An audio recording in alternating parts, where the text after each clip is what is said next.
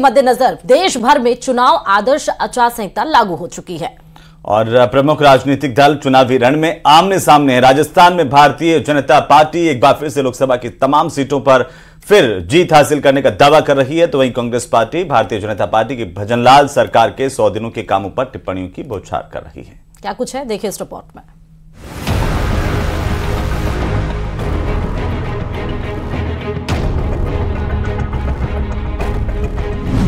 100 दिन के काम दिलाएंगे वो काम, सरकार के फैसले बदलेंगे फिर नतीजे। अब की बार 400 पार, कैसे होगा बेड़ा पार। बीजेपी की रणनीति, सभी सीट पर होगी जीत।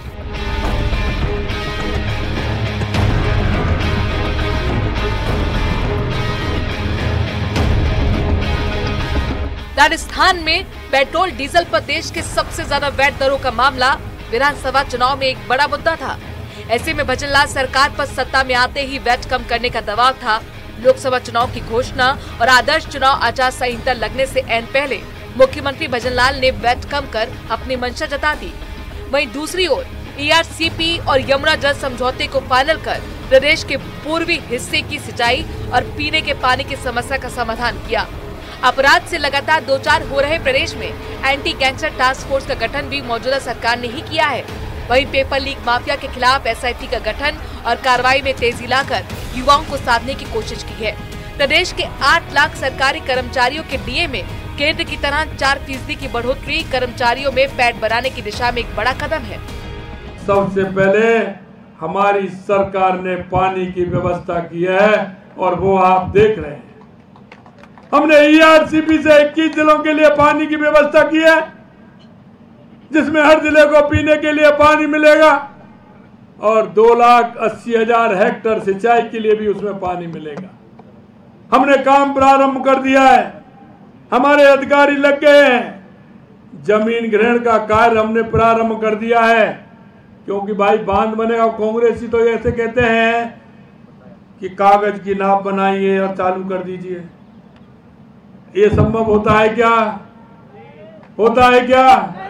लेकिन हमसे ये विश्वास हम दिलाते हैं आपको, हमने काम प्रारंभ किया है। शिलान्यास भी हम ही करेंगे, उद्घाटन भी हम ही करेंगे। लेकिन दूसरी ओर कांग्रेस बीजेपी पर आरोप लगा रही है कि प्रदेश में 100 दिन की कार्य योजना महज एक दिखावा है। आरोप ये भी है कि भजनलाल सरकार ने पूर्ववर्ती कांग्रेस सरकार की जन कल्याणकारी योजनाओं को बंद कर दिया है। जो घोषणाएं, चाहे 450 रुपए में सिलेंडर देने की बात भारतीय जनता पार्टी ने कही थी, वो भी लोगों को मिल नहीं रहा है। सब्सिडी लोगों को मिल नहीं रही है। ऐसा प्रतीत होता है कि सरकार कहीं है ही नहीं। अब तक के कार्यकाल में यही महसूस होता है कि यह सरकार हर मोर्चे पर विफल रही है। बहरहाल बीजेपी इस बार देश भर में 400 पार के नारे के साथ चुनावी मैदान में है। प्रदेश की भजनलाल सरकार पेट्रोल डीजल में वैट की दरों में कटौती, पेपर लीक मामलों में सख्ती और ईआरसीपी सहित 100 दिन में किए गए अपने कामों को लेकर मैदान में उतरी है। फिर से लोकसभा चुनाव के अंदर भारतीय जनता पार्टी और कांग्रेस आमने सामने हैं। अब देखना यह होगा कि इन लोकसभा चुनावों के अंदर राजस्थान से कितनी सीटों के ऊपर कमल का फूल खिल पाता है। न्यूज़ 18 राजस्थान के लिए सहयोगी शेर सिंह के साथ रोशन शर्मा की रिपोर्ट।